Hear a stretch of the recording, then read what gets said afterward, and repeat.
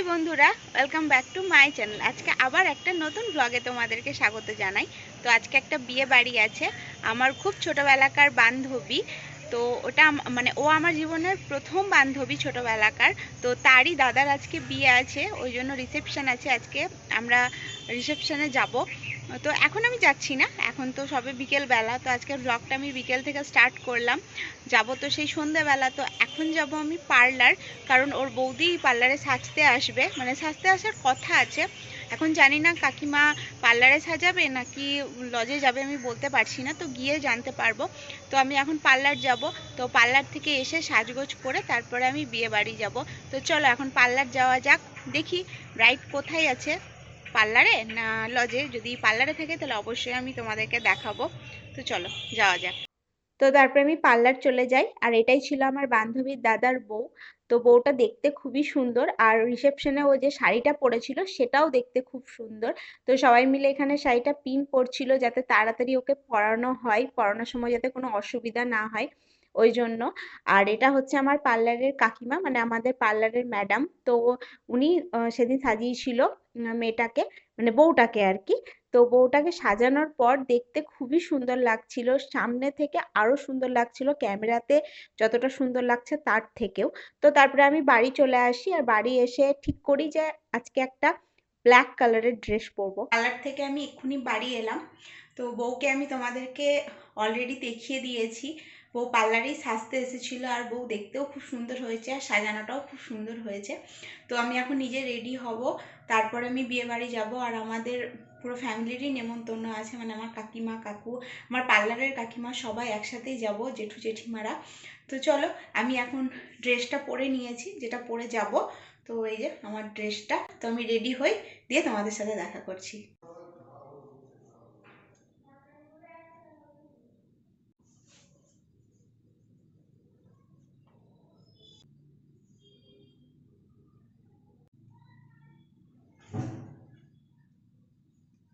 মোটামুটি আমার makeup complete হয়ে গেছে। তোমার বেশি আমি দিইনি, জাস্ট পাউডার দিয়েই মেকআপটা করলাম। তো আমি পুরোপুরি রেডি হই, তারপরে তোমাদের সাথে দেখা করছি। তো এটাই ছিল আমার সেদিন বিয়েবাড়ির ফুল লুকটা।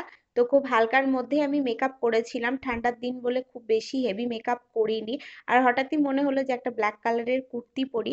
তো অবশ্যই জানিও যে আমাকে ব্ল্যাক কালারের কুর্তিটা পরে কেমন লাগছে। তো আমরা বেরিয়ে যাই বিয়েবাড়ি যাওয়ার জন্য। তো বিয়েবাড়ির সামনেটাও খুব সুন্দরভাবে ওরা সাজিয়েছিল, একটু নতুনত্বর মধ্যে দিয়ে। তো দু সাইডে লাইটগুলো আমার কাছে বেশ নতুনত্ব লেগেছে। এর আগে কোনো বিয়ে বাড়িতে আমি এরকম লাইট দেখিনি, মানে আমার চোখে পড়েনি আর কি। আর ভিতরে যে ডেকোরেশনটা করেছিল সেটাও খুব সুন্দরই করেছিল, বেশ ভালোই লেগেছে আমার। আর তারপরে আমরা চলে যাই ওপরে বউয়ের কাছে, কারণ বউয়ের জন্য যে গিফটটা কেনা হয়েছিল সেটা তো বউকে দিতে হবে। তো সেখানে গিয়ে খানিক ছবি তুলি। আর পাশে যে দাদাটাকে দেখছো গ্রিন কালারের ব্লেজার পরে, ওটাই হচ্ছে ওর বর। তো নিচে এসে আমরা খানিক খাওয়া দাওয়া করে নিই, আমি খানিক পকোড়া খাই, কফি খাই। আর ওরা না স্টেজে দুটো জোকার করেছিল, যারা গানের সাথে খুব নাচানাচি করছিল। আর বিয়ে বাড়ি মানেই তো হচ্ছে নাচ গান আর ফটো তোলা। তো আমরা এখানে সবাই মিলে ফটো তোলাতুলি করছিলাম, আমার কাকার দুটো মেয়ে, আমার কাকুর মানে ছেলেরা আর কি, মানে আমার ভাই আর কি। তো এটা হচ্ছে আমার বড় ভাই, আর ওই কুচকেটা হচ্ছে আমার ছোট ভাই। তো সবাই মিলে খানিক ছবি তোলাতুলি করলাম। কি কি খাবি ভোজে? বিয়ে বাড়ি এলাকা মাথাতে তেল লাই। তুই আমার কে হস? আমি তোর কে হই? দিদি হয়? শুধু দিদি হয় না বড়দি হয়? তাহলে ওইগুলোকে, ওগুলোকে। তো এখানে যে গোলাপি কালারের লেহেঙ্গা পরে দাঁড়িয়ে আছি, এটাই হচ্ছে আমার ছোট্টবেলাকার বান্ধবী, মানে যাকে ছাড়া আমার সকালে ঘুমই ভাঙতো না। তো তার সাথেও খানিক ছবি টবি তুলে নিই, তারপরে আমি খাওয়া দাওয়া করে নিই, কারণ আমাকেও তো বাড়ি আসতে হতো, অনেকটাই রাত হয়েছিল। বিয়ে বাড়ি থেকে বাড়ি এলাম, বাড়ি এসে ভালো করে মেকআপটা রিমুভ করলাম, ফেস ওয়াশ করলাম।